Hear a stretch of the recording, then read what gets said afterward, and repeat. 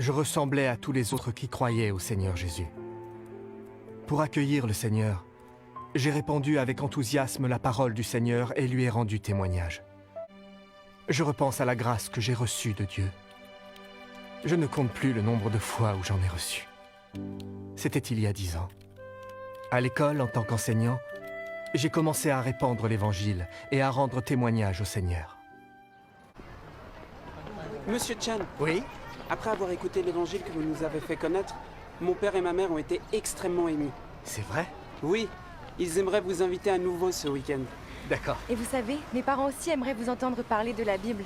Est-ce qu'on pourrait venir pour vous écouter? Bien sûr, le Seigneur en soit remercié. Dis à tes parents que je viendrai ce week-end. D'accord. Monsieur Chen, Oui? le proviseur aimerait vous voir dans son bureau. J'y vais. Entrez. Monsieur le proviseur. Asseyez-vous. Très bien, merci. Monsieur Chen, nous aimerions vérifier quelque chose auprès de vous.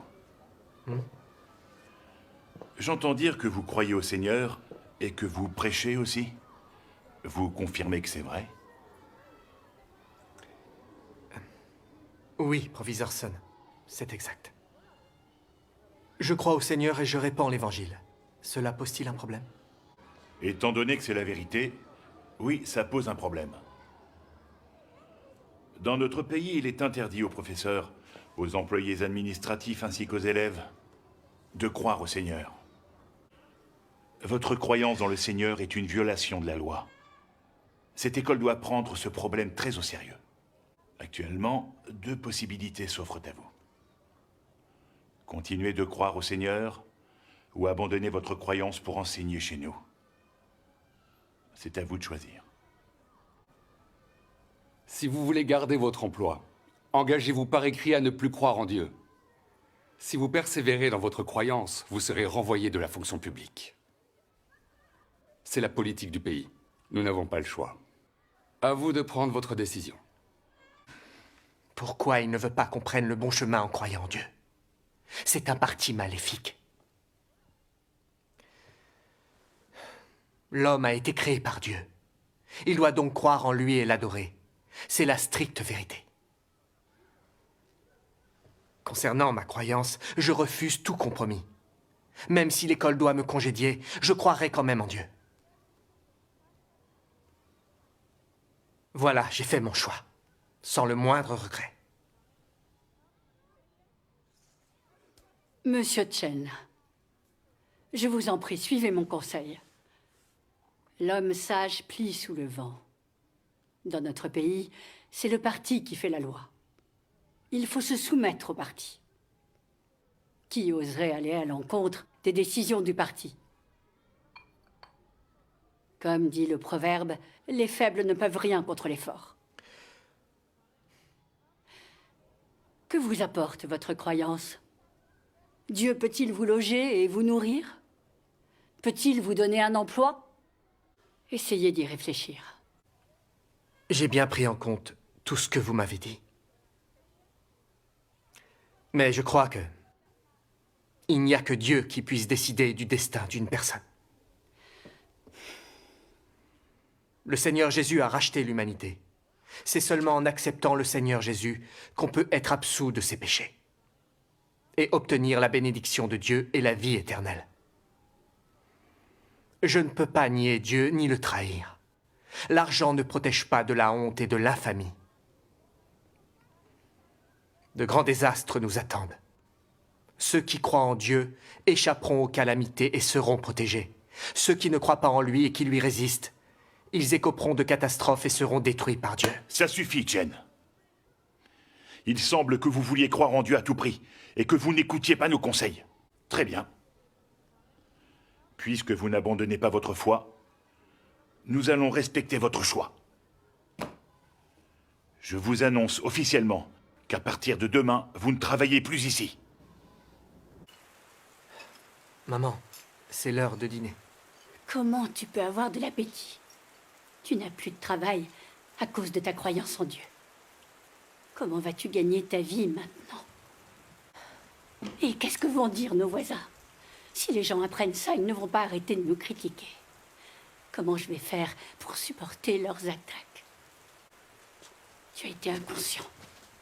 Tu es notre pilier dans cette maison. Tous les membres de la famille comptent sur toi pour survivre. Les décisions que tu prends ne sont pas sans conséquences. On dirait que tu le fais exprès pour me mettre en colère. Je ne sais pas quoi te dire tellement je suis effondrée. Maman,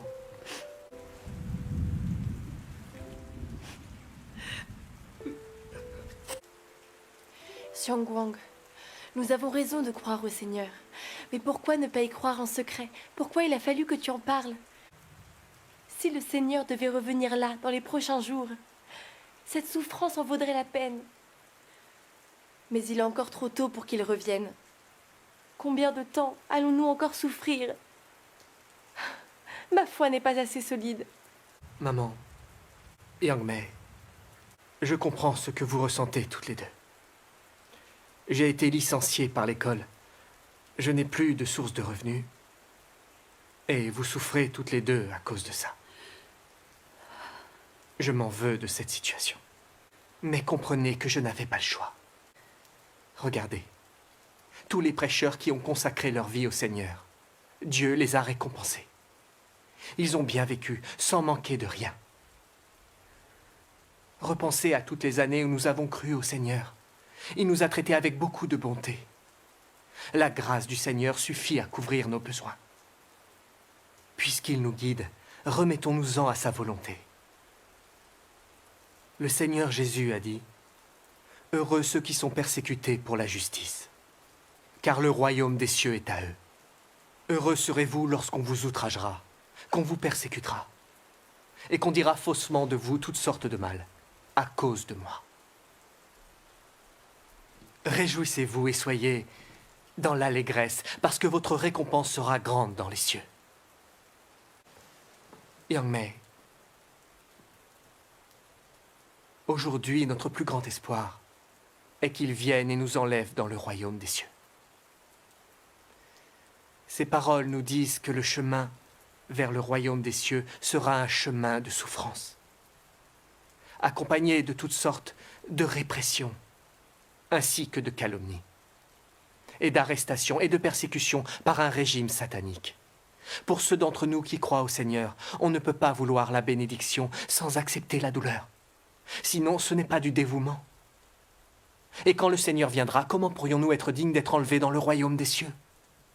Comme vous le constatez, les catastrophes naturelles se multiplient. Le retour du Seigneur est pour bientôt. Si nous ne pensons qu'à notre confort, comme les gens de ce monde, sans accepter de souffrir pour suivre le Seigneur, il nous abandonnera face au désastre et nous regretterons, mais il sera trop tard. Maman, Yang Mei, bien que j'ai perdu mon emploi à l'école, je trouverai un autre travail. Le Seigneur Jésus a dit « Regardez les oiseaux du ciel, ils ne sèment ni ne moissonnent, et ils n'amassent rien dans des greniers. Et votre Père céleste les nourrit. Ne valez-vous pas beaucoup plus qu'eux? » Nous devons nous fier au Seigneur en tout, en sa direction et sa miséricorde, et nous franchirons les obstacles. Ne t'inquiète pas.